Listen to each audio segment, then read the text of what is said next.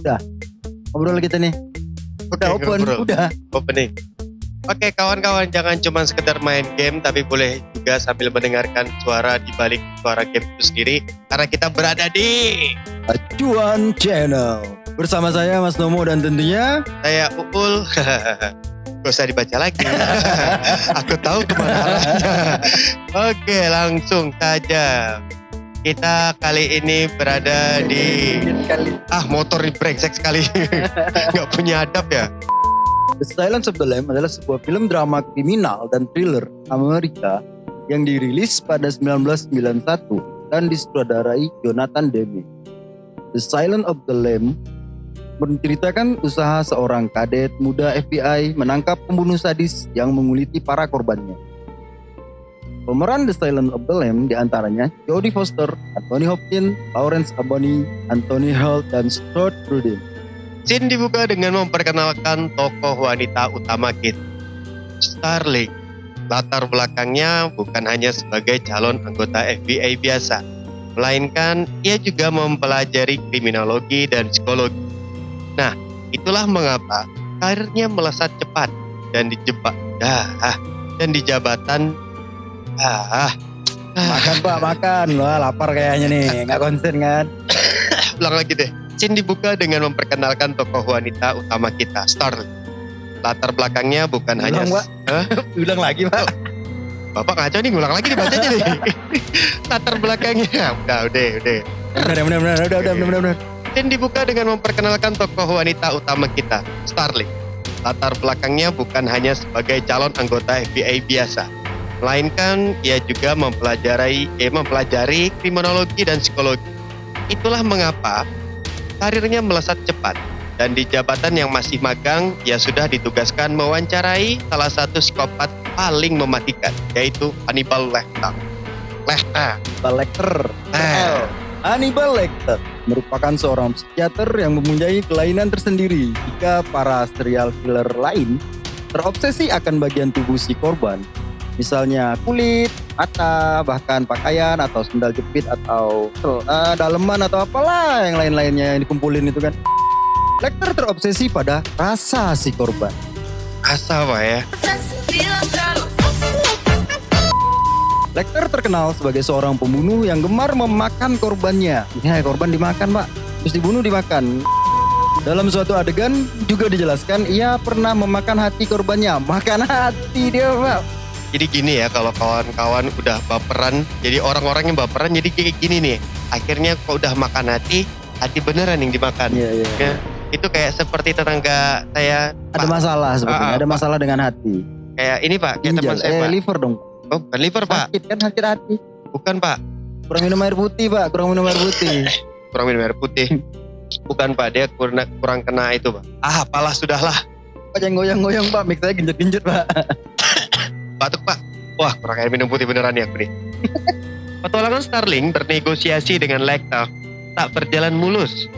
Kunjungan awalnya di rumah sakit jiwa tersebut berbuah hinaan dari salah satu pasien di sana. Ya, mereka gila, tapi digertak oleh seorang yang mempunyai dunianya sendiri. Seringkali mengirikan. Jadi bisa dibayangkan kalau misal kawan-kawan hidup di rumah sakit jiwa, tapi ngapain ya kawan-kawan hidup di rumah sakit jiwa ya? Itu gak ada Gila, kerjaan Pak. gitu. Dijual lah Pak berarti Pak. Oh iya. Tapi belum tentu kan Pak, Tahu mencari ketenangan, pura-pura gila. menghilangkan hutang.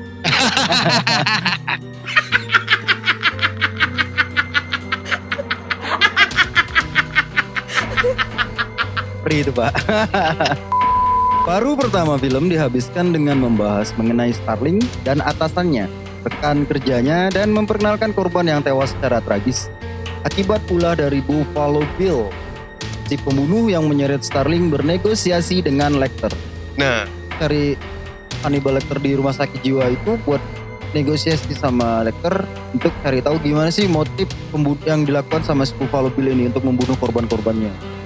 karena si Starling itu juga orang psikolog dan Buffalo Bill itu si Lecter itu adalah Psikopat.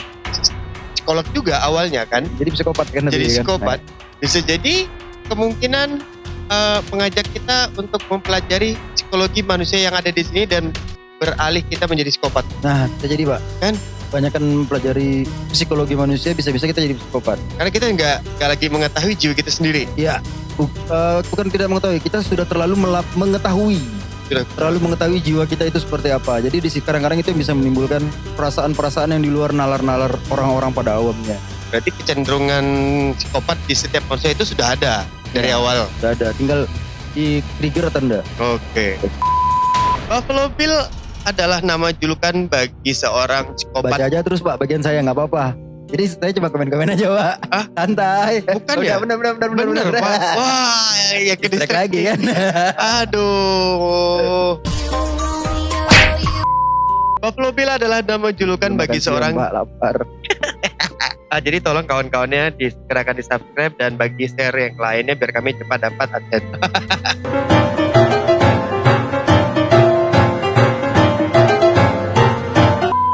Buffalo Bill adalah nama julukan bagi seorang psikopat yang telah tenar akan kegemarannya menculik gadis-gadis untuk kemudian dibunuhnya.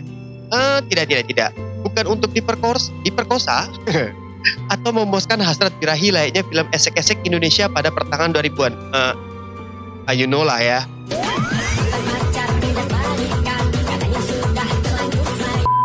Hah? Link pemersatu bangsa. Itu jomblo, miskin lagi. Kamu jomblo? Iya. Sama aku aja yuk. Aku 15 juta per bulan apa enggak? Buat aku aja 50 juta per bulan. Nggak mungkin Aku sayang, aku cinta. Buffalo Hill juga mempunyai ciri khas lain dalam melakukan pembunuhan, yakni menyayat tubuh si korban dengan lambang tertentu. Dan ini yang menjadi vital, meletakkan larva ngengat tenggorokan setiap korbannya. Nah, ini menjadi sebuah ciri khas tersendiri bagi si Buffalo Hill itu sendiri. Ya masing-masing psikopat yang bunuh-bunuh itu kan memang punya ciri-ciri khasnya masing-masing Pak. Iya, kayak seakan-akan mereka ingin memberitahu sebuah identitas bahwa ini khas aku. Ini gitu. hasil kerja kreatifnya dia. Tapi kalian kalau mau tahu kreatif itu adalah kiri namun aktif. Betul. Ngutang gak mau bayar, tapi eksis di sosial media, lagi makan di kafe ini, lagi makan di restoran itu, lagi ke Bali, lagi ke Jepang. Segala sesuatunya menjadi semakin runyam kala Buffalo Bill menculik putri dari senator AS. AS itu Amerika Serikat. Dengan terjadinya penculikan ini, Clarice semakin bersih cepat dengan tenggat. Bersih cepat dengan tenggat ini apa ya Pak? Maksudnya aku nggak ngerti ya. Ini maksudnya kejar-kejaran waktu. Biar Pura-pura nggak ngerti Pak. aja Pak. Perpanjangin durasi. Oh Pak. iya ya. Kok jujur Pak?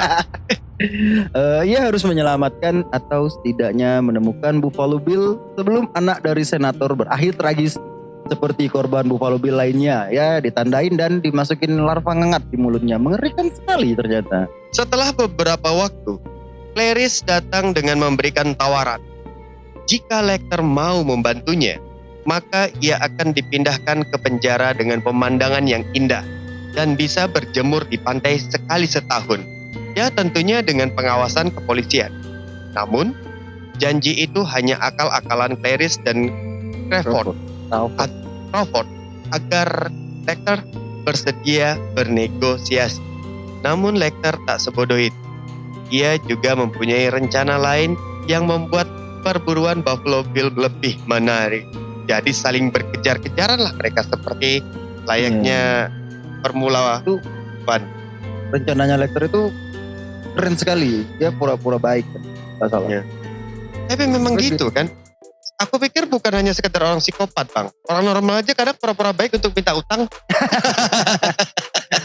Giliran minjem pura-pura baik Pak. Iya kan. Giliran balikin jadi penjahatnya. Udah jadi psikopatnya Pak. Film ini bisa dibilang merupakan film thriller yang dengan kelas A. Karena para aktor dan aktrisnya juga memerankan film ini dengan sukses. Dua pemeran utamanya, Anthony Hopkins dan Jodie Foster, berhasil memenangkan masing-masing satu penghargaan sebagai aktor dan aktris terbaik. Total film ini memborong 5 penghargaan Academy Award sekaligus. Di zaman itu kalau nggak salah film-film genre thriller psikologi itu kan jarang dapat award kalau nggak salah. Jarang. Ya lebih-lebih ke dokumenter atau drama. action, Iya, action. hero-hero gitu kan. Hero susah Pak, kalau hero. Kok ini secara pengetahuan yang saya tahu, itu di zaman-zaman itu memang di Amerika Serikat itu lagi heboh-hebohnya tekanan psikologi yang dialami oleh warga masyarakat saat itu. Benar nggak ya? Iya, iya. Yang membuat ini jadi sebuah sampel, jadikan sebuah film. Iya, benar. Kurang lebih seperti itu. Jadi dapat satir-satirnya juga dapat. Ya? Satir-satirnya dapat. Dan padahal untuk di zaman sekarang saja, film ini tuh masih layak untuk ditonton kembali. Masih menarik. Masih menarik. Masih menarik untuk kita pelajari dan kita memperlakukan hal-hal yang dilakukan oleh selector kepada orang-orang di sekitar kita mungkin. Psikopat kamu Pak. Wah, kita ngajarin orang jadi psikopat. Oke, Oke, kawan-kawan. Oh, closing ya? Closing ya? Closing Oke, belum? closing. Closing. Udah closing. Closing. Ya closing. Closing. Jangan lupa subscribe. Kalau nggak Jangan lupa, subscribe, di like aja atau di share. Ya. Kalau nggak mau subscribe. Kalau enggak- Biar temennya yang subscribe juga nggak apa-apa. kalau nggak mau disumpahin mati suri. Jadi psikopat. Jadi psikopat. Jangan Pak. Aja, Nanti kita yang bahaya. cari Pak. Kita yang Nah kenal. udahlah Ya closing. udah, closing. Habis.